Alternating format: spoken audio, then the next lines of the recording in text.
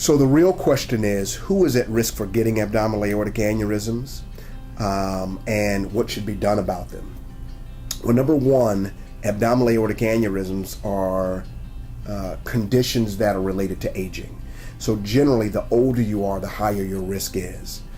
In fact, somewhat close to 5% of men over the age of 65 will be at risk of developing an abdominal aortic aneurysm.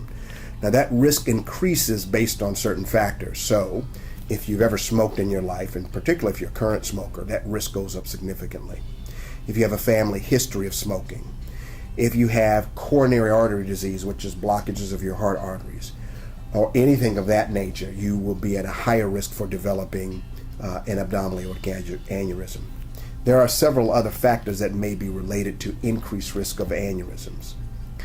The reason why this is important is because when aneurysms get too big and they rupture, it is generally considered fatal.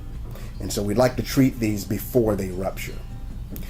The major factor that determines the risk of rupture is size. An abdominal aorta is normally about 2 centimeters in diameter in a man and slightly smaller in a woman. When that diameter gets to 3 centimeters in diameter, we consider it an aneurysm. When it gets to 5 centimeters in diameter, we then consider it risky enough to warrant treatment. Now in men, the size may be a little bit larger, but by and large, at 5 centimeters in diameter is when we consider treatment of the aneurysm.